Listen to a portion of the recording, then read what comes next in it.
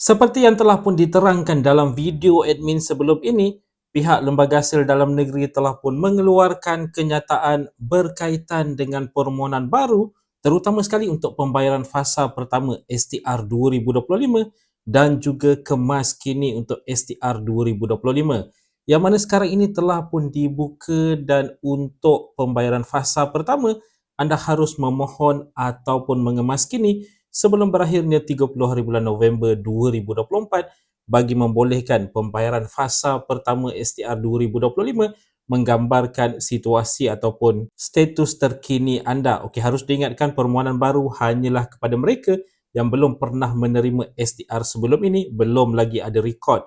Manakala untuk kemas kini adalah bagi mereka yang ada perubahan data ataupun telah 3 tahun tidak mengemas kini. Kelenteran daripada ini, ramai yang bertanya kepada Emin bagaimana cara mengemas kini secara dalam talian dengan sebetulnya, kerana ramai yang mencuba tetapi gagal. Jadi dalam video pada kali ini, Emin akan terangkan stepnya satu persatu untuk anda mengemas kini maklumat anda secara dalam talian.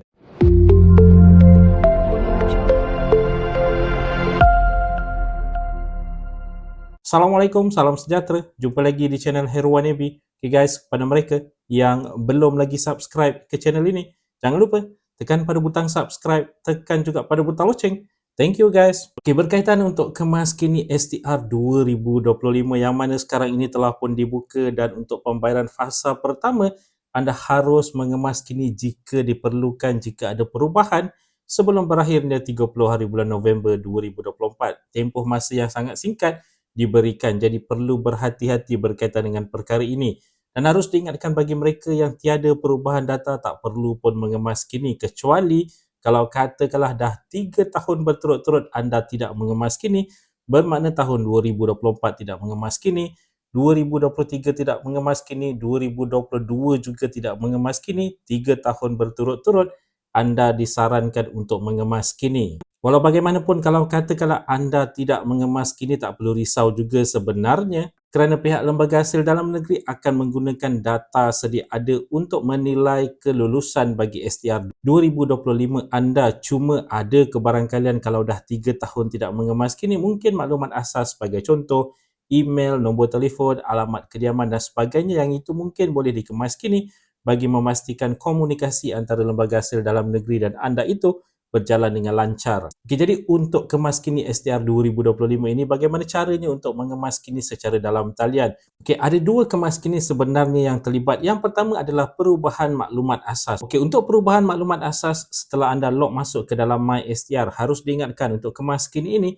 anda perlu ada akses ke dalam MySTR di bantuan tunai.hasil.gov.my. Setelah berjaya log masuk ke dalam MySTR anda, untuk perubahan maklumat asas, klik sahaja pada ikon perubahan maklumat asas. Sebagai contoh, email, alamat kediaman, nombor telefon, waris dan sebagainya. Ini semua boleh dikemas kini di button ini. Manakala untuk perubahan status, pertambahan anak, income, pendapatan dan sebagainya, harus dilakukan di ikon yang lain, iaitu ikon yang diberi nama permohonan semakan semula dalam kurungan rayuan. Ingat tu, permohonan semakan semula dalam kurungan rayuan. Di sini adalah tempat di mana anda boleh mengemas kini status daripada bujang ke berkahwin, berkahwin ke bujang, pertambahan anak, perubahan pendapatan dan sebagainya. Okey, setelah anda klik pada permohonan semakan rayuan ini, akan tertera satu memo di situ yang menyatakan menu ini hanya untuk rayuan tambahan STR dan kelulusan adalah tertakluk kepada proses verifikasi rayuan.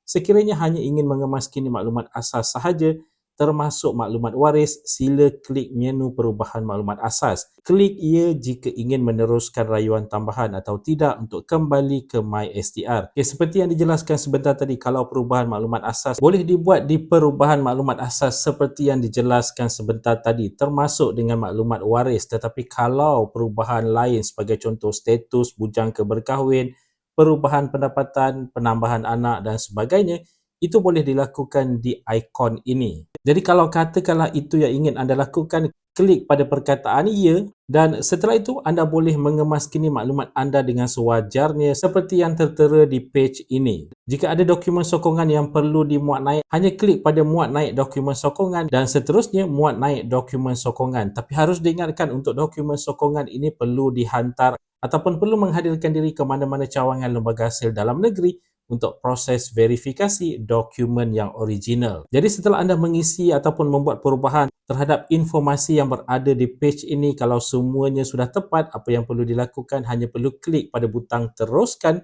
di bahagian bawah itu. Setelah itu anda akan dibawa ke page pengesahan di mana anda perlu menyalin semula captcha yang diberikan dengan tepat, dan kalau semuanya telah tepat, anda hanya perlu menghantar informasi yang telah pun diubah dengan sewajarnya.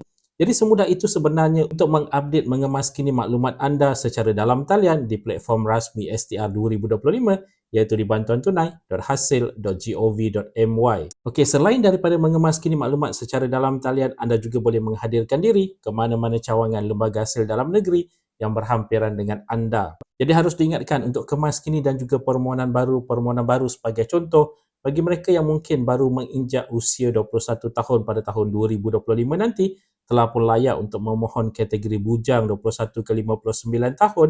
Jadi permohonan baru haruslah dihantar sebelum berakhirnya 30 November bagi memastikan anda dinilai untuk pembayaran fasa pertama. Kalau lambat anda memohon, bermakna untuk pembayaran fasa pertama ada kemungkinan anda akan terlepas pembayaran dan hanya akan dinilai kelulusan untuk pembayaran fasa kedua dan berikutnya. Walau bagaimanapun harus diingatkan, permohonan dibuka sepanjang tahun, bukan hanya sehingga 30 November, hanya sehingga 30 November bagi penilaian untuk fasa pertama STR 2025. Jadi guys, itu dia tadi sedikit sebanyak perkongsian di dalam video pada kali ini. Jika anda ada sebarang komen, sebarang pertanyaan, anda boleh tinggalkan di ruangan komen di bawah. Dan kepada mereka yang belum lagi subscribe ke channel ini, jangan lupa tekan pada butang subscribe, tekan juga pada butang loceng. InsyaAllah kita berjumpa lagi di video yang akan datang. Stay safe, stay healthy. Assalamualaikum.